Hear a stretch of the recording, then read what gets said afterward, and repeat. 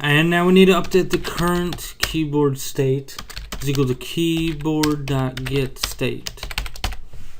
Alright. Now we want to allow we really don't want the gamepad, so we can actually remove this. So if current keyboard state is key down, keys.escape. So I press the escape key, we will quit the entire game. So now we want to do our media system updating here. So we want to pause it, and what's the best keyboard key to press to pause it? Of course, it'll be P. So we're going to do current keyboard state that is key down keys.p, and my keyboard is running pretty horrible. Can't really see any of the keys. So and previous keyboard state that is key down keys.p, or is key up, sorry. That'll be is key up. 2 ending parentheses. Oh. 1 ending parentheses. Now we have and media player dot state. We want to get the state of how the media player is acting. So media state dot, is it playing, is it pause, or is it stop? So if it's playing, we want to pause it. Media player dot pause. So if we're pressing the P key, if it's a new key press, so we press it in the current, but it's released in the previous, and we are currently playing the song, pause it. So again, at the very beginning, I showed you that there's pause, there's a state, you can resume, you can play.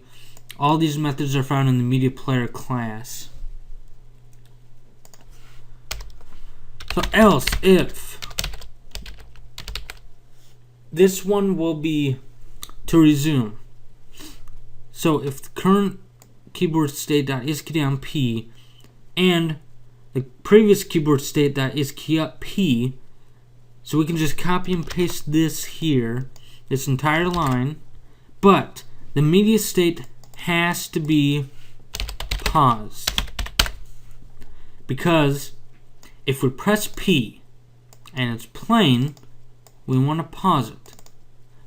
Otherwise, if we press P and it's paused, we want to resume it. And what we do is media player dot resume. Remember, play is the one that accepts a song, so we can't say pause, play, pause, play. It has to be pause, resume, pause, resume. So if we press P and it's currently playing, we want to pause. If we press P and it's currently paused, we want to resume. Now, we want to throw the sound effect. And what we can do, we can map that to a key. We can map that to S for sound effect or G for growl. I'm going to choose G for growl. If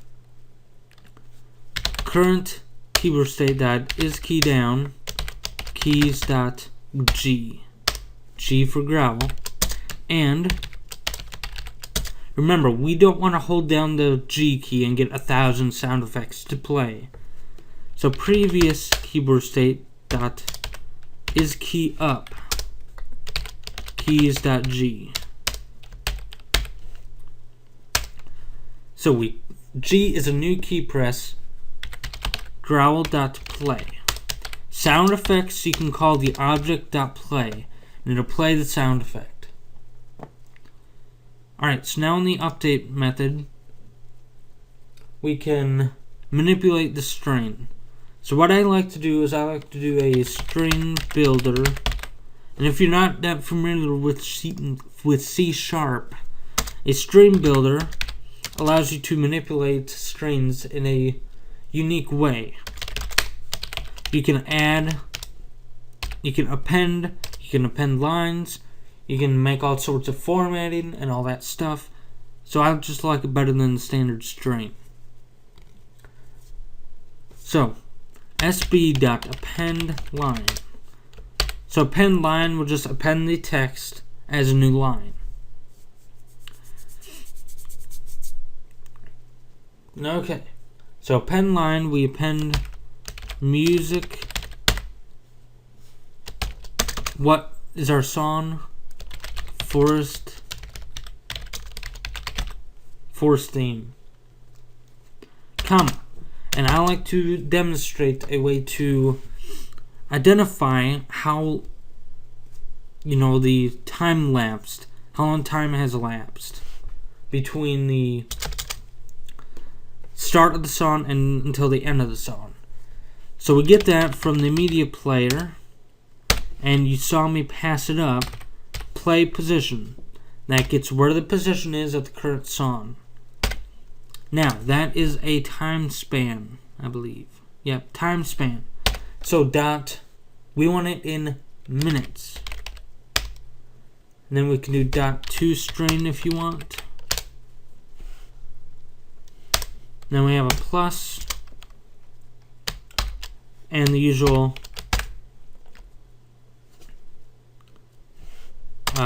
colon to identify some differences between minutes and seconds.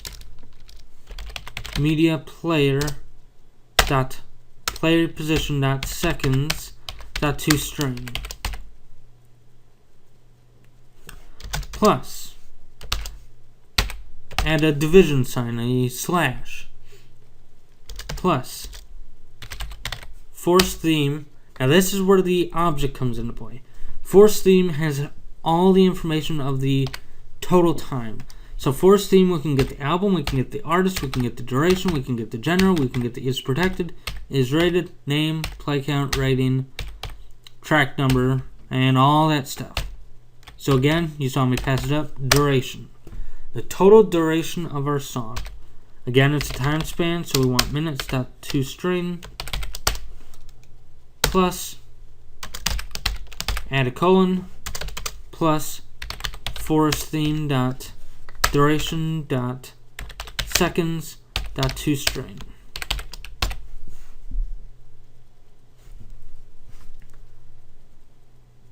Now, when we get into bigger projects, this is not very good in terms of memory management, because we're creating a whole lot of strings every time we do updates. Oh, there's a semicolon there.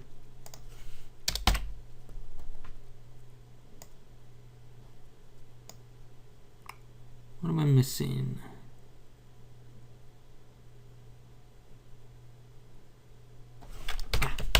Alright, I'm missing an ending parentheses. Okay. Alright. But for this sample, it's pretty okay to do this. When we get into the tower defense tutorial, I'll walk you through all these memory management techniques and stuff like that.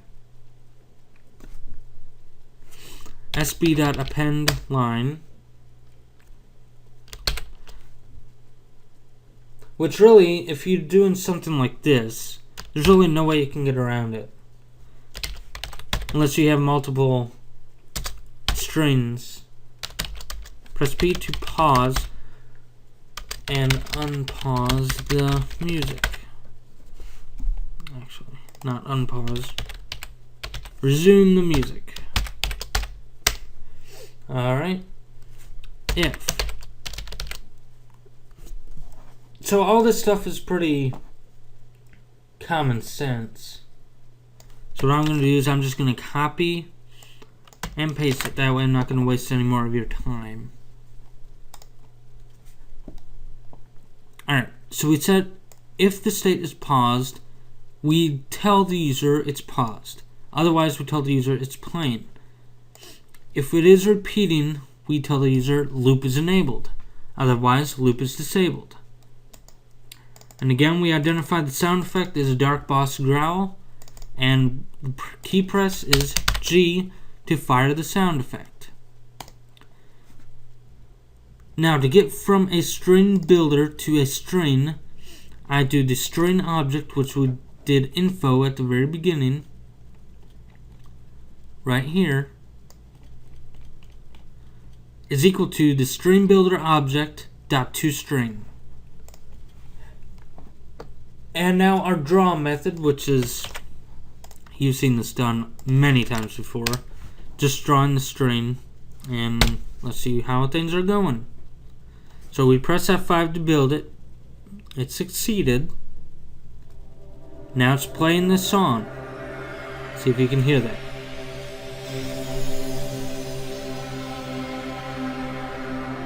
Now we see the music.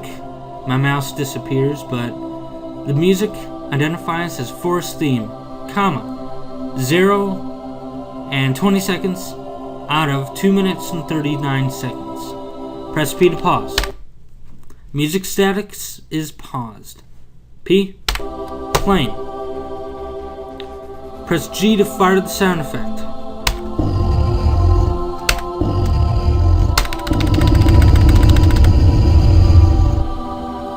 So there we go. This is the pre-audio tutorial for the entire tower defense series. Now I will use Exact for the series. You can use it this way if you want to. If you find it easier to do it this way, feel free to do that. Exact has a little bit more functionality that I'll discuss in the next tutorial, but I prefer Exact because it makes things a whole lot condensed. We can have several audio files and we just bring the exact thing in that way. We don't have to worry about 500 different sound effects and 500 different songs inside of our content portion. We can just load those into Exact and go from there. So I hope you enjoyed this tutorial, and I hope it wasn't out of sync as the last one was. Alright, thanks for watching this tutorial. Next tutorial again will be Exact. And I'm telling you all this again because the music was a little bit loud than I hoped, and I really don't want to go back and change it. So next tutorial will be Exact, and we're going to cover it that way. Then we'll dive into the more important stuff.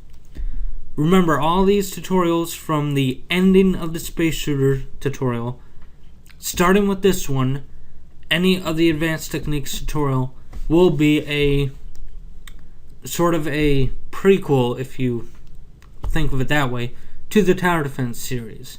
I will not discuss how to do audio in the Tower Defense series. I will discuss how to load it, and that'll be it. If you need more information, I'll say check out the audio tutorials here and here for more information. Otherwise, just let's go from there.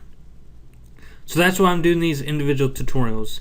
That way the Tower Defense series will be dedicated to just getting the content added and manipulating its stuff that way. So all the stuff from now that you'll see will be related to the Tower Defense series. Alright, so I hope to see you next time, and I hope I'm not sick next week to do another tutorial.